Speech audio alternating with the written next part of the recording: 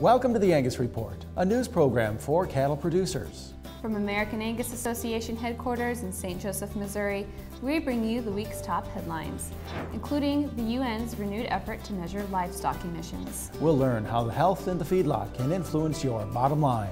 We take an in-depth look at developing young bulls, and Chef Michael Ollier delivers some great tips for selecting the perfect steak. This is the Angus Report. Hello, I'm Bob Cervera. And I'm Crystal Albers. Our top news this week: the United Nations Food and Agricultural Organization, or FAO, has appointed Frank Mitlerner to chair a committee that measures the environmental effects of the livestock industry. Mitlerner, as you may recall, is a professor and air quality specialist at the University of California, Davis. This spring, we first reported on his work to clarify portions of a previous UN report that measured livestock emissions in comparison to transportation emissions. Mitlerner says the UN's new effort to measure livestock emissions will harmonize the varying methodologies to benchmark the environmental impact of livestock. As committee chairman, Mitlerner will lead representatives from various governments and livestock industries in establishing a science-based method to quantify livestock's carbon footprint. Mitlerner will head the UN initiative for the first year of the three-year project. Mitlerner's previous research found that in the U.S., raising livestock accounts for 3.4% of greenhouse gas emissions, while the transportation sector contributes about 26%. Sustainable agriculture is a term used a lot these days, mostly in regard to natural or organic food products. But recent work from Jude of Washington State University points to conventional beef production as a sustainable model for feeding a growing world.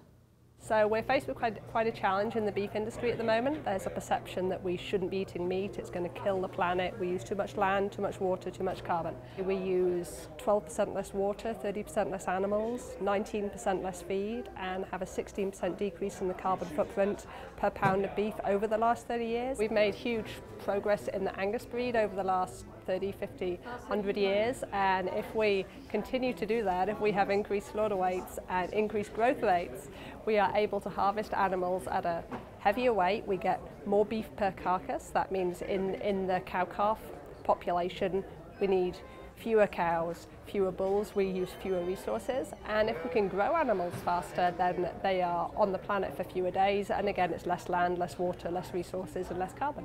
We've still got huge strides to make in terms of feed efficiency, reproduction, cow body weight, things like that, where we have huge opportunities to improve through improved genetics. Students from throughout the country will explore beef October 30th during the month-long Farm to School initiative.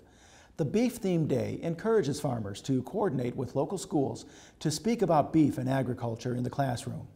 The Beef Checkoff's website, explorebeef.org, has several resources to bring consumers closer to ranching and food production. Farmers and ranchers can also answer questions about how cattle are raised via social media tools such as Facebook and Twitter. Visit farmtoschoolmonth.org to learn more about how you can help students explore beef. A new report from the United Kingdom Climate Research Center reveals a pause in global warming from 1997 to 2012. The Met Office Hadley Center, which compiled data from more than 3,000 measuring points on land and sea, reports no discernible rise in aggregate global temperatures for that time period, which means the plateau has lasted for about the same time as the previous period when temperatures rose from 1980 to 1996. Prior to 1980, temperatures had been stable or declining for about 40 years, according to sources. By now, the October Angus Journal has arrived in mailboxes, and with it, helpful information regarding rural development, Angus Board of Director candidates, among other features. The October issue the theme is Aim High, and so it's focused on the Certified Angus Beef annual meeting. And so we've got 7 stories highlighting the winners of some of the awards. We've also got production information as the seasons change. Management should also change, and so we really go along with that.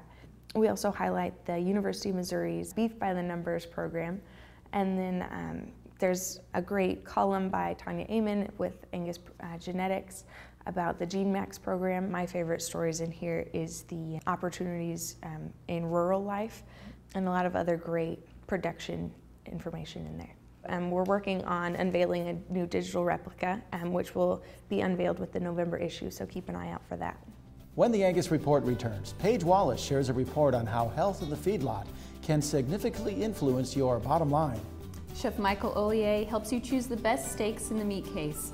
And later in the show, Bernie Rollin of Colorado State University discusses animal welfare issues and the ancient contract. Visit angus.org to continue watching this episode of the Angus Report.